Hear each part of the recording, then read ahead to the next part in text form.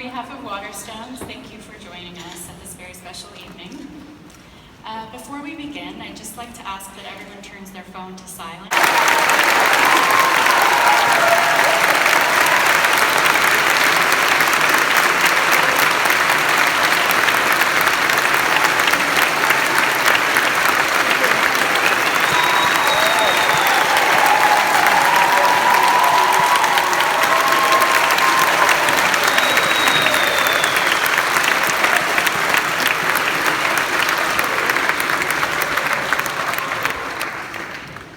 I think they know who you are.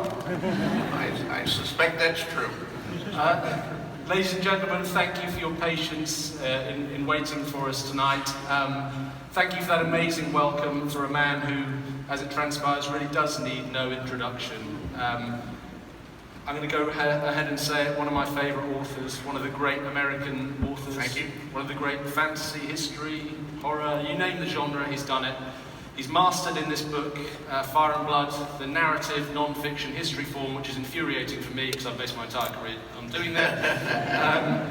Before we have a conversation here tonight, however, we have a very special presentation for George. So I'd like to welcome to the stage Alistair Giles, Director of Nielsen, and Andre Breet, Managing Director of Nielsen Book Research.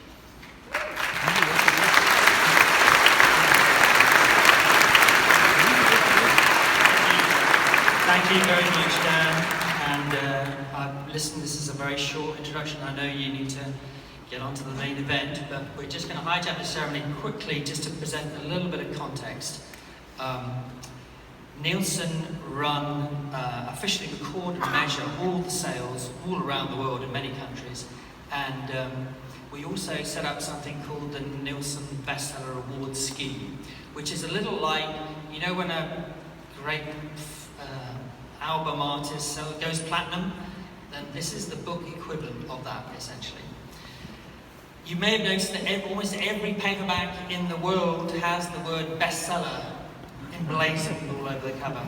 That's actually a lot of license. Actually, some license is taken with that description, because really no bestseller is a real bestseller unless it is a Nielsen bestseller.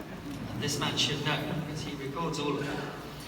In the UK, books that sell over 250,000 copies are in every edition, that's hardback, paperback, or ebooks, is a silver bestseller.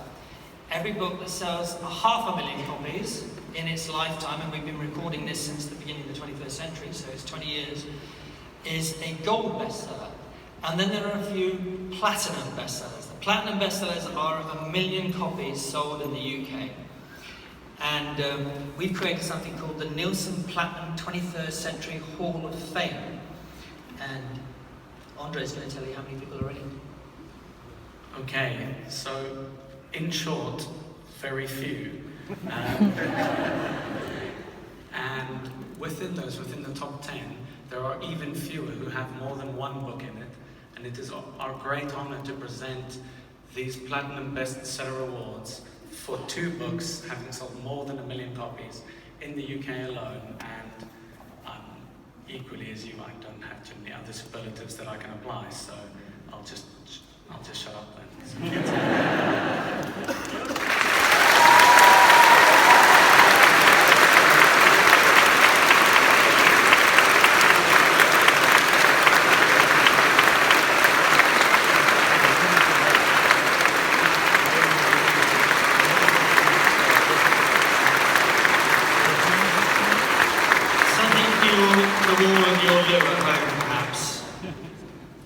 These are lovely. Thank you. Of course, it's really an award that you guys have earned for me by buying all these books. So please keep it up. I could use, 5 more. Then I'd have a nice set of 7. That would very good, and then I'd have to come back to the UK to collect them. But no, I really appreciate it. They're gorgeous, and I will hang them on my wall and send you guys a picture once they're up somewhere. Thank you.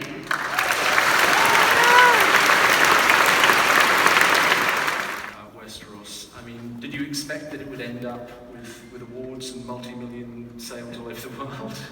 No. No, and for a long time it didn't look as though it would.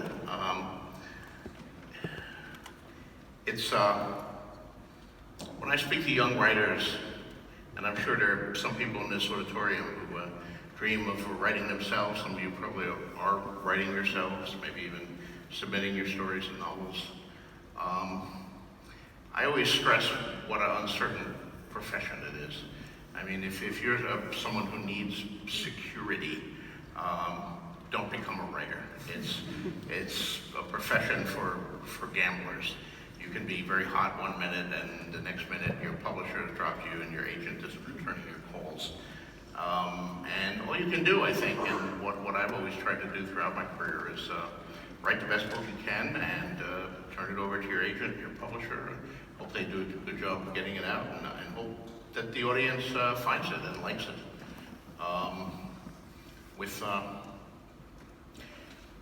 Game of Thrones came along after I'd already been in the business for quite some time. I sold my first story in 1971.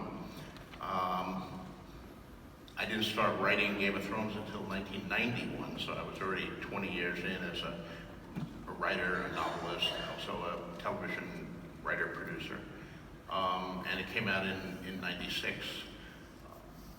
Publishers paid me quite a substantial sum of money for it, especially, thankfully, my British publishers. But then when it first came out, it did not set the world on fire. It did okay, but it wasn't the breakthrough bestseller that people thought it would be. But it built, and that's promotion is great, advertising is great, you need all of those to really help launch a book.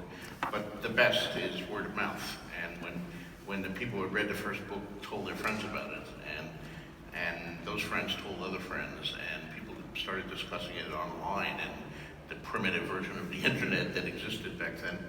And finally, when the second book came out, it did better than the first one. And that was the first book of mine to hit any bestseller list, not necessarily the Nielsen list, which I'm sure I didn't touch in 1996 or 1999. But we were on the New York Times bestseller list with the second book. We were on in number 13 for 1 week, and then we were off the list. But the third book did better than that. The fourth book debuted at number 1 on the New York Times list and stayed there for a while. And then the TV show came along, and after that I kind of moved into the bestseller list permanently and built a nice guest house there.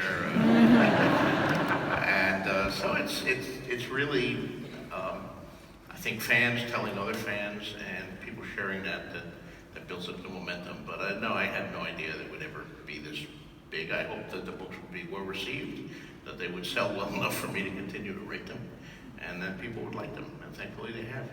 Now, as you said, by that point you'd written extensively in science fiction genre, you'd written some horror. If you think about Fever Dream, you'd worked in television as a writer and a producer. Where did this world come from? I was reading a letter by Tolkien this week, which he wrote in the 1950s about his fantasy world of elves and hobbits and so on. And Tolkien said in the letter, "This stuff began with me. I mean, I do not remember a time when I was not building it. I've been at it since I could write." I mean, was that your experience with this material? Had you been percolating it for years, or did it come to you in a sort of flash? What was the process?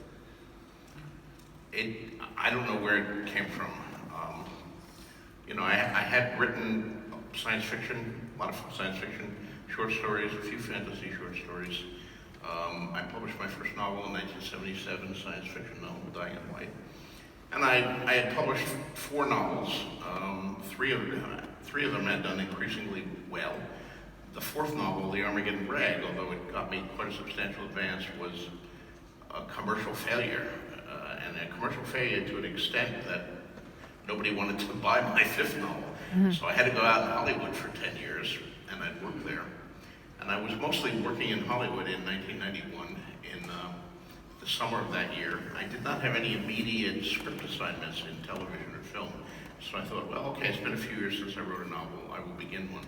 And I started writing a science fiction novel called Avalon, which was part of my Thousand Worlds future history that I'd written a lot of stories about in the 70s. And it was going well. I'd been thinking about that one, percolating that one for some years. But then one day, suddenly this chapter came to me, almost like preformed in my head, and it was the chapter where Bran finds the direwolf pups in the summer snow. And it came to me so vividly that I knew I had to write it. So I put Avalon aside, I put it back in a drawer, and I sat down to write this chapter. I didn't know what it was part of. Was it a standalone short story? Was it part of a book? By the time I finished that chapter, it only took me 2 or 3 days. I already knew what the next chapter had to be.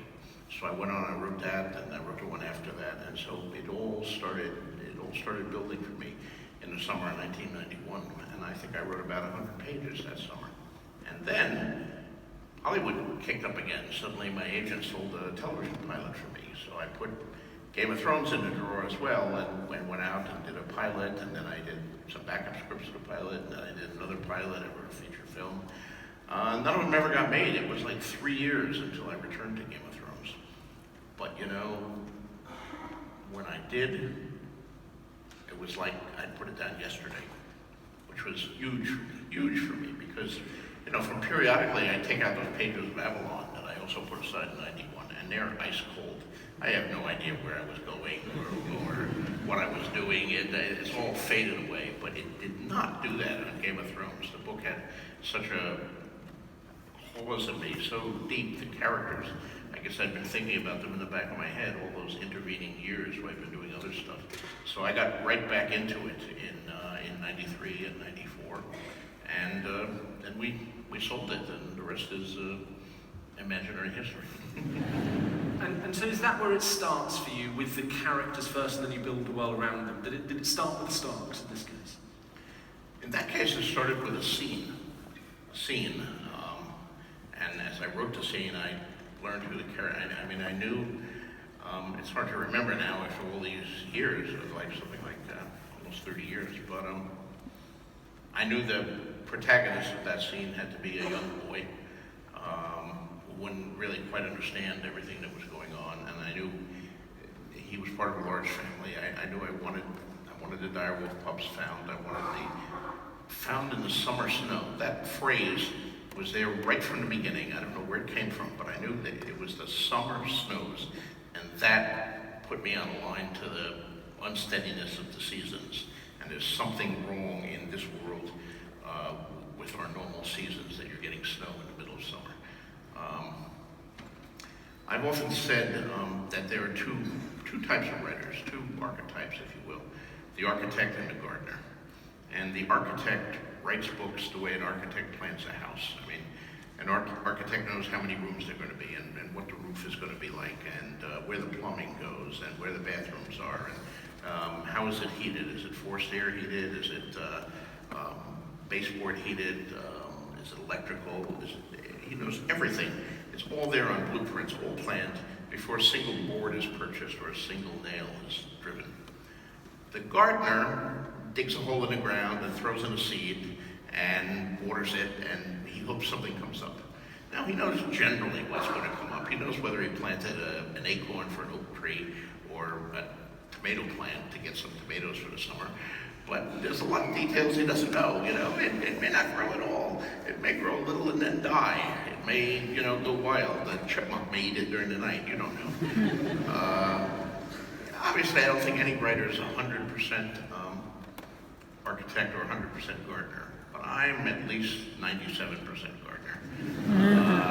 And in that, I think I have that in common with Tolkien. You know, when he set out to write Lord of the Rings, it was supposed to be a sequel to The Hobbit. Well, let's have another Hobbit story, another little adventure of the Hobbits, like the one you did with Bilbo. And he said the tale grew in the telling, and indeed it did. It grew to something much bigger than he thought when he started out, and mine has done that same thing. Going back to Game of Thrones, you know, when you read those first chapters that you've described right